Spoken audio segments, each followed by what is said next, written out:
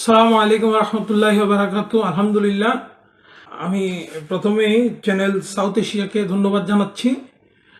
আসলে বলতে গেলে বর্তমানে বাংলাদেশের রাজনৈতিক প্রেক্ষাপট যদি আমরা আলোচনা করতে যাই, এটার অনেক পিছনের ইতিহাস, সামনের ইতিহাস, বর্তমান প্রেক্ষাপট, জুলাই বিপ্লব এবং আওয়ামী লীগ, বিভিন্ন ধরনের প্রেক্ষাপট আছে।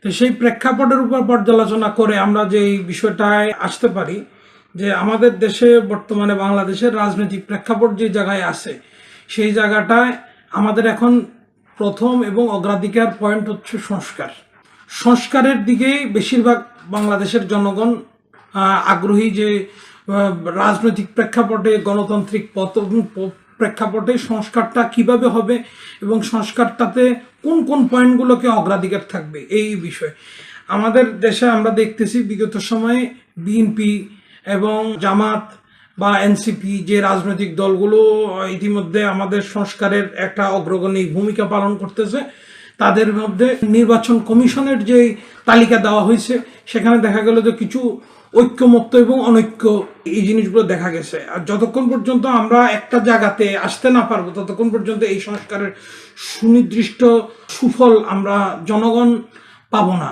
তাই আমি আমার প্রত্যেকটা রাজনৈতিক দলকে ছাড় দেওয়ার মানসিকতা নিয়ে সংস্কারে বসতে হবে। ছাড় দেওয়ার মানসিকতা নিয়ে যদি সংস্কারে না বসে ডক্টর মোহাম্মদ ইউনূস স্যার যেই চিন্তা চেতনা করতেছেন, সেটা আমরা জনগণ সুন্দরভাবে সুফল পাবো না। তাই আমি যেই বর্তমানে আমাদের বাংলাদেশের রাজনৈতিক প্রেক্ষাপটের সাথে অনেক কিছু জড়িত, আমাদের অর্থনীতি জড়িত, আমাদের সমাজনীতি জড়িত, আমাদের জনগণের ভাগ্য জড়িত এবং আমাদের বৈদেশিক যে বৈদেশিক সম্পর্ক এটি জড়িত। বিশেষ করে আমাদের বিএনপিকে আমি বিশেষভাবে অনুরোধ করব, তারা ধৈর্যর পরিচয় দিক, তাদেরকে ধৈর্যর পরিচয় দিতে হবে। এবং এনসিপির ব্যাপারে যে ধরনের বারবার বিভিন্ন নেগেটিভ কিছু নিউজ পাওয়া যাচ্ছে, এই জিনিসগুলা আমাদের এই জুলাই বিপ্লবের পয়েন্ট অফ ভিউতে কোনো দিনও কাম্য নয়। তাই আমি আমাদের নতুন রাজনৈতিক প্ল্যাটফর্মকে বলবো, আপনাদের উপরে মানুষের অনেক আকাঙ্ক্ষা, আপনারা ভালো করবেন, এটা জনগণের চাওয়া। আপনারা আপনাদের এই জনগণের চাওয়াটাকে সম্মান জানিয়ে আপনারা সুন্দরভাবে একটি সুশৃঙ্খল রাজনৈতিক প্ল্যাটফর্ম তৈরি করেন, যেন ভবিষ্যতে ডাক্তার, ইঞ্জিনিয়ার, সমাজকর্মী সহ সবাই আপনাদের সাথে ঐক্যমত্য পোষণ করতে পারে। কারণ আমাদের এই বাংলাদেশের রাজনৈতিক প্রেক্ষাপটে সেই 1905 ইংরেজি বঙ্গভঙ্গ, 47 এবং 71-এর যে প্রেক্ষাপট, সেই প্রেক্ষাপটের পরবর্তীতে যে আমরা নতুন বাংলাদেশ পাইলাম, এই নতুন বাংলাদেশে আপনারা ফ্রন্টে ছিলেন এবং আপনাদের কারণেই, আপনাদেরকে সামনে রেখেই এই জুলাই বিপ্লব ঘটছে। অতএব আপনাদের কাছে যে প্রত্যাশাটা, এই প্রত্যাশাটা আমি আমার রাজনৈতিক প্রেক্ষাপটে, আমি আমার রাজনৈতিক দৃষ্টিভঙ্গি থেকে আমি বলবো যে আপনারা ধৈর্যের পরিচয় দেন। এবং বিএনপি যেহেতু বর্তমানে বড় রাজনৈতিক প্ল্যাটফর্ম হিসাবে ভূমিকা পালন করতেছে, বিএনপিকে ধৈর্যের পরিচয় দিতে হবে এবং জামাতকে ধৈর্যের পরিচয় দিতে হবে। কিশোর গ্যাং একটি বিস্ফোরা, এক কথায় এই কিশোর গ্যাং যে কোনো রাজনৈতিক, গণতান্ত্রিক রাজনৈতিক দলগুলো যারা শুধুমাত্র গণতন্ত্র, ডেমোক্রেসির এই আভা তুলে প্রকৃত গণতন্ত্রের কাছে দাঁড়ায় নাই, তারা গণতন্ত্রের আভা দিয়ে মানুষকে জিম্মি করার মানসিকতা নিয়ে রাজনীতি করে, এই ব্যক্তিগুলোই এই কিশোর গ্যাংগুলোকে সৃষ্টি করে। বিগত আওয়ামী লীগ সরকারের আমলে যুবলীগ, ছাত্রলীগ অন্তরালে ছায়াতে কিশোর গ্যাং ভালো সারা বাংলাদেশে একটা দুর্নীতি এবং একটা ভয়ঙ্কর আগ্রাসন হিসাবে মানুষের মধ্যে ছিল। এই যুবলীগ, ছাত্রলীগের ব্যানার দিয়ে, তারা ব্যানারকে ব্যবহার করে তারা হাজার হাজার মানুষকে আহত করছে, নিহত করছে। এখন আমরা যে জিনিসটা দেখতেছি, এই যে কিশোর গ্যাং যারা সমাজে এই যে বিশৃঙ্খলা সৃষ্টি করে, তারা কিন্তু বর্তমানে যেসব সুবিধাভোগী রাজনৈতিক ব্যক্তি আছে, তাদের সাথে ভিড়ে সেই ব্যানার নিয়ে আবার সেখানে আক্রমণ করতেছে। অতএব এখানে আমি বলবো যে এই কিশোর গ্যাং যারা করে, তাদের কোনো দল নাই, তারা সুবিধাভোগী, তারা সুবিধা করে সন্ত্রাস, রাহাজানি, ছিনতাই, এগুলোর মাধ্যমে মানুষকে জিম্মি করে সমাজে বিশৃঙ্খলা সৃষ্টি করতেছে। এই বিশৃঙ্খলাকারীদেরকে আমরা কোনোদিনই অ্যাকসেপ্ট করব না। অতএব এই কিশোর গ্যাং যেই দলেরই করে হোক, তাদেরকে আইনের আওতায় আনতে হবে এবং এটা অবশ্যই এটা আমাদের জন্য কোনো কাম্য নয় এবং তাদেরকে আইন এবং বিচারের আওতায় আনতে হবে। তাদেরকে যদি আমরা প্রপারভাবে আইনের আওতায় না আনতে পারি, তাহলে আমাদের এই বাংলাদেশের বিশেষ করে অর্থনৈতিক সামাজিক যে প্রেক্ষাপট, এটি আমরা যতই পরিশ্রম করি, যতই কষ্ট করি, এটা কিন্তু সুফল আমরা পাবো না জনগণ। কারণ আমরা বিশৃঙ্খলা সৃষ্টি করলে কোনো বিনিয়োগকারী এই দেশে আসবে না, তারা ভয় আতঙ্কগ্রস্ত অবস্থা থাকবে। অতএব তাদেরকে সমুদয় নির্মূল করতেই হবে আমাদেরকে। আরেকটা বিষয় হচ্ছে যে চট্টগ্রাম বন্দরের প্রেক্ষাপট নিয়ে আমি একটু পর্যালোচনা করতে যাই। যে আমি ব্যক্তিগতভাবে যে কিছুদিন আগে যেটা আপনার সামিট হলো, বিজনেস সামিট হলো ইন্টারকন্টিনেন্টালে, সেই ইন্টারকন্টিনেন্টাল সামিটে আমি উপস্থিত হওয়ার সুযোগ হয়েছে আলহামদুলিল্লাহ। তা আমি সেটা দেখলাম যে আমাদের বিদেশিদের মধ্যে যেই আগ্রহ যে এই দেশে বিনিয়োগ করবে, বিদেশিদের মধ্যে আগ্রহ, এই আগ্রহটাকে আমাদেরকে সম্মান জানাতে হবে।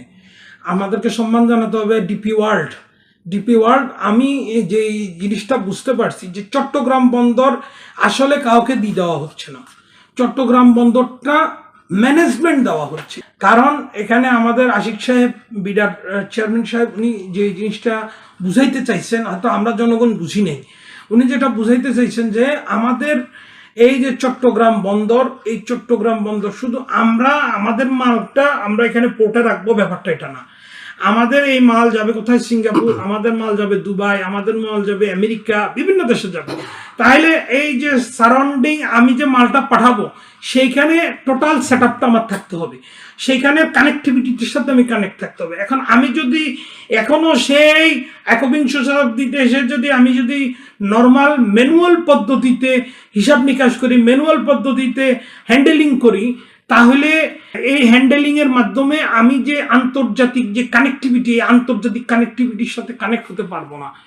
তাই এই কারণে আমাদের সরকারের সুদূর প্রসারী, এটা আওয়ামী লীগ সরকারের আমলেরই করা। আওয়ামী লীগ সরকারও এটা, আমি যতটুকু বুঝি যে আওয়ামী লীগ সরকারেরও ডিপি ওয়ার্ল্ডকে ডেকে আনছে। ডিপি ওয়ার্ল্ড কিন্তু বাংলাদেশে ডক্টর মোহাম্মদ ইউনূস স্যারের হাত ধরে আসে নাই, ডিপি ওয়ার্ল্ড আসছে আওয়ামী লীগ সরকারের আমলে। তাহলে ডিপি ওয়ার্ল্ড দুবাই ভিত্তিক এবং তাদের প্রায় 100-র অধিক পোর্ট হ্যান্ডেলিং করার অভিজ্ঞতা আছে। তাহলে আমরা যদি এই কানেক্টিং এর সাথে যদি কানেক্টিভিটি করতে পারি, তাহলে আমাদের এই প্রোডাক্টটা যদি আমরা এখানে কন্টেইনার হ্যান্ডেলিং করি, কন্টেইনারে যদি আমার প্রোডাক্টটা যায়, আমি টোটাল পৃথিবীর কোন কোন দেশে আছে আমি আমার সার্ভার থেকে দেখতে পারবো। তাহলে এই যে ডিজিটালাইজেশন, এই ডিজিটালাইজেশনটা আমি নিজে নিজে করতে পারবো না, এটাকে আমার একটা ইন্টারন্যাশনাল কানেক্টিভিটি লাগবে। এই ধরনের হাজার হাজার সুফল। তার গ্যান্টিক ক্রেন হ্যান্ডেলিং এর পাওয়ার, গ্যান্টিক ক্রেন হ্যান্ডেলিংটা সে কিভাবে করবে, এই জিনিসগুলো আমি কিভাবে বুঝবো? আমার লোকাল হ্যান্ডেলাররা কি জিনিসগুলো বুঝে? এখন এই কারণে আমরা যেটা শিপিং ওনার, আমি চট্টগ্রাম বন্দরের শিপিং এজেন্ট, আমরা শিপিং ওনার, আমরা জিনিসগুলো বুঝি। আপনারা সাধারণ জনগণ এই যে বন্দরের কার্যক্রম সম্পর্কে অবগত না, আপনারা মনে করেন যে চট্টগ্রাম বন্দর বাহির বিষয়ে দিয়ে দিচ্ছে, আসলে তা না। আরেকটা বিষয় আমি বলি, আমরা মুসলমান, এমন না যে ডিপি ওয়ার্ল্ড কোনো ইহুদি এবং কাফের রাষ্ট্রের কোনো প্রতিষ্ঠান। ডিপি ওয়ার্ল্ড দুবাই ভিত্তিক প্রতিষ্ঠান এবং ইসলাম এবং আমাদের আরব বিশ্বের একটি প্রতিষ্ঠান। এরা আমাদের গ্রাস করার মানসিকতা রাখে না। অতএব এই যে তাদের যে ক্যাপাসিটি গ্রো আপ হয়েছে আন্তর্জাতিকভাবে, এই ক্যাপাসিটিটা যদি আমরা আনি, আমাদের নিজেদের সক্ষমতাকে বাড়াইতে পারি। এবং ইউনূস স্যার এবং আশিক সাহেব যে কথাটা বুঝাইতে চাইছেন, যে আমরা যদি তাদের সাথে থেকে আমরা যদি আস্তে আস্তে পর্যায়ক্রমে যদি আমরা এই বিষয়টা সম্পর্কে ট্রেনিং নিয়ে দেখি, আগামী 20 বছর পরে, 10 বছর পরে আমরা নিজেরা হ্যান্ডেল করতে পারবো এবং পৃথিবীর অনেক দেশে আমরা পোর্ট হ্যান্ডেলিং করার ক্যাপাসিটি গ্রো আপ করতে পারবো। তাহলে এই যে আপনি যদি বড় একটা মার্স প্রতিষ্ঠানের সাথে কানেক্ট না হন, তাহলে আপনি কিভাবে আপনার নিজের সক্ষমতাকে ডেভেলপ করবেন? অতএব আমি চট্টগ্রাম মেট্রোপলিটন চেম্বারের দায়িত্বশীল হিসাবেও এই কথাটা আমি আমার যারা ভিউয়ার আছে তাদেরকে অনুরোধ করব, চিলে কান নিয়ে গেছে বলে কান না ধরে আপনি শুধু চিলের পিছনে দৌড়াবেন, এই মানসিকতা থেকে আপনারা বেরিয়ে আসুন।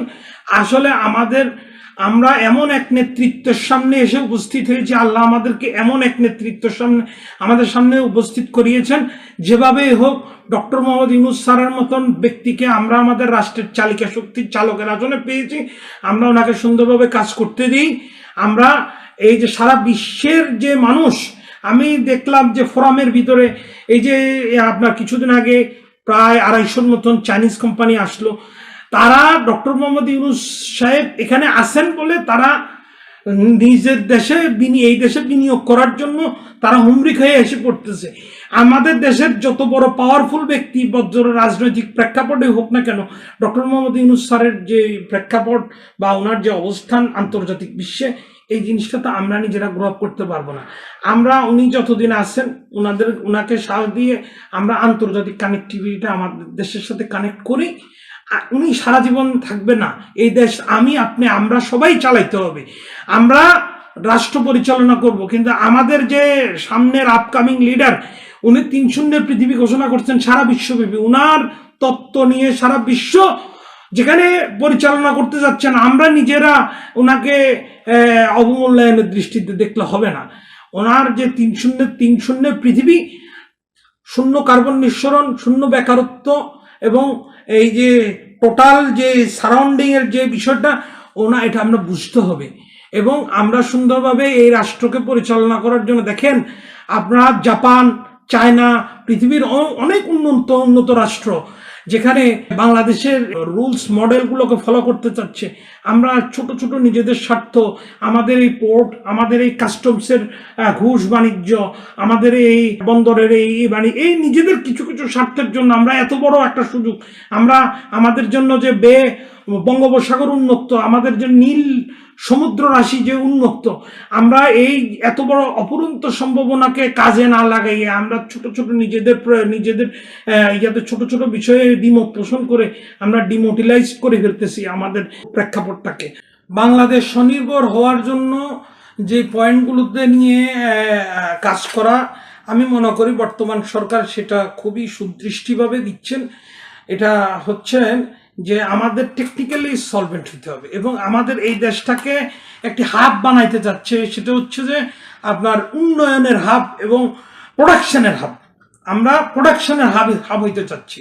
তাহলে প্রোডাকশনের হাব হইতে হইলে আমাদেরকে টেকনিক্যালি সলভেন্ট হইতে হবে, আমাদের টেকনিক্যাল ইনস্টিটিউটগুলো ডেভেলপ করতে হবে, আমাদেরকে যে জিনিসটা করতে হবে যে আমাদের যে চিকিৎসা ব্যবস্থা এটাকে উন্নত করতে হবে এবং আমাদের যে বিদেশে যে আমাদের কর্মী বাহিনী যাচ্ছে, বিদেশি কর্মী বাহিনী যে এখন যে জাপান, চায়না এবং ইউরোপের যে দেশগুলোতে আমাদের কর্মী বাহিনী নিচ্ছে, আমাদেরকে এডুকেটেড কর্মী বাহিনী তৈরি করতে হবে। তাদেরকে স্কিল দিতে হবে, ল্যাঙ্গুয়েজ স্কিল, টেকনিক্যাল স্কিল, তাদের যে টোটাল স্কিল যদি দেওয়া যায়, আমরা একটা স্কিল ডেভেলপ স্কিল আমরা এক্সপোর্ট করতে পারবো। এতে আমরা প্রচুর রেমিটেন্স পাবো। অতএব অগ্রাধিকার ভিত্তিতে আমাদের এখন সরকার যে কাজটা করতেছেন সেটা হচ্ছে যে আমাদের একটা প্রোডাকশন হাব করতে চাচ্ছেন। তো আমাদের প্রোডাকশন হাব হবে আমাদের এটা, এবং আমাদের এইখান থেকে প্রচুর কর্মী বাহিনী আমাদের বাইরের দেশে যাবে। যে সেই বাইরের আমরা যদি আনস্কিল্ড লোক পাঠাই, তাহলে আমরা রেমিটেন্স পাবো না, আমাদের রেমিটেন্স প্রবাহ সেই বানার আসবে না। অতএব আমাদের স্কিল লোক পাঠাইতে হলে এখানে টেকনিক্যাল ইনস্টিটিউট করতে হবে। এটা খুবই গুরুত্বপূর্ণ বিষয় যে এডুকেটেড টেকনিক্যাল ইনস্টিটিউট আমাদের দরকার। আর আমাদের এখানে স্বনির্ভর হওয়ার জন্য আমাদের দুর্নীতি অফ করতে হবে। দুর্নীতি বন্ধ করার জন্য যত ধরনের মানসিকতা, এই ক্ষেত্রে আমি দুর্নীতি বন্ধ করার জন্য আমি বলবো যে সমাজের ভালো মানুষগুলোকে এবং ধর্মীয় মূল্যবোধ সম্পন্ন মানুষগুলোকে, আলেম শ্রেণীর মানুষগুলোকে মসজিদের খুতবা এবং বিভিন্নভাবে মানুষকে উদ্বুদ্ধ করতে হবে যে এই যে আপনি ঘুষ খাইলেন, দুর্নীতি করলেন, এটা একটি মহাপাপ, গুনার কাজ। এইভাবে মোটিভেশন দিয়েও আমরা আমাদের এই কাজগুলো করতে পারি। আমাদের সমাজের প্রতিটা শ্রেণীর মানুষ যে যার জায়গা থেকে এই দেশটাকে ডেভেলপ করার জন্য হাতে হাত রেখে কাঁধে কাঁধ মিলে কাজ করতে হবে এবং এই সুন্দর একটি বাংলাদেশ আমাদেরকে তৈরি করার জন্য আমাদের নিজেদের উদ্বুদ্ধ হয়ে, স্যার যেটা বলতেছেন যে আমরা চাকরি দাতা হব, আমরা চাকরি করব না, আমরা চাকরির দাতা হব, তাহলে আমরা উদ্যোক্তা হব। আমাদের মধ্যে জনগণের মধ্যে বা আমাদের ইয়াং জেনারেশনের মধ্যে উদ্যোক্তা হওয়ার মানসিকতা থাকতে হবে যে আমরা কিছু একটা তৈরি করব, আমরা কিছু একটা ক্রিয়েট করব যেটা আন্তর্জাতিক বিশ্বে এটা কাজে লাগবে। আমাদের মানুষের, আমাদের হাতে মোবাইল আছে, আমাদের হাতে স্টারলিংক আছে, আমাদের ওয়াইফাই আছে, আমাদের কম্পিউটার আছে, আমাদের লোকজন এখন নেট চালাইতে পারে, ইন্টারনেট চালাইতে পারে, ফেসবুক চালাইতে পারে, আমাদের মানুষজনের সাথে ইন্টারন্যাশনাল কানেক্টিভিটি আছে। তাহলে আমাদের লোকগুলো যদি সুন্দরভাবে এই মোবাইলকে বা অনলাইনকে খারাপ কাজে ব্যবহার না করে যদি ভালো কাজে, সুনির্দিষ্টভাবে ভালো কাজে ব্যবহার করতে পারে, তাহলে অবশ্যই আমরা এর থেকে একটা ভালো সুফল পাবো এবং আমাদের এই দেশ পর্যায়ক্রমে ভালোভাবে ডেভেলপড হবে ইনশাল্লাহ। আর আগামীর বিশ্ব ডিজিটাল বিশ্ব, অতএব আমাদেরকে সেই ডিজিটাল থিঙ্কিংয়েই আমাদেরকে চিন্তা করতে হবে যে কিভাবে আমরা নতুন নতুন ফর্মুলা, নতুন নতুন প্রক্রিয়ায় আমরা আমাদের এই বাংলাদেশকে আমরা দিতে পারবো। সেটাই আমি ইয়াং জেনারেশনের কাছে প্রত্যাশা করি। আপনারা গবেষণা করেন, রিসার্চ ইনস্টিটিউট করেন, রিসার্চ করেন যে কিভাবে ডেভেলপ করা যায়, কিভাবে উন্নয়নের মহাসড়কে পলক লাগানো যায়, এই জিনিসগুলো নিয়ে আপনারা ভাবেন, চিন্তা করেন। আপনারা অযথা অপ্রয়োজনীয় কাজে নিজেদের সময়গুলোকে ব্যয় করিয়েন না। তো ধন্যবাদ। অনেকক্ষণ আমরা আপনাদের সামনে আলোচনা করেছি। আসলে এই দেশটা আমাদের নিজেদের, এই দেশটাকে গঠন করা আমাদের নিজেদের দায়িত্ব এবং কর্তব্য। যে যে জায়গায় আছেন আমরা সুন্দরভাবে সুশৃঙ্খল একটি আধুনিক বাংলাদেশ গড়ার লক্ষ্যে আমরা কাজ করি। আমরা আমাদের এই দেশটাকে ভালোবাসি। আমরা আমাদের একটা জিনিস বুঝতে হবে যে ভারতের প্রতি আমাদের ইতিমধ্যে আমাদের অবস্থান ক্লিয়ার হয়ে গেছে, তারা আমাদের প্রতি অবস্থান ক্লিয়ার হয়ে গেছে।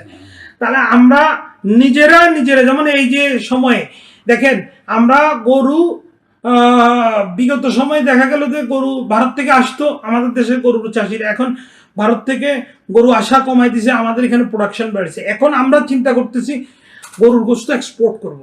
তাহলে আমরা নিজেরা স্বয়ংসম্পূর্ণ হইতে পারছি বলে এখন আমরা এক্সপোর্ট করার চিন্তা করতেছি।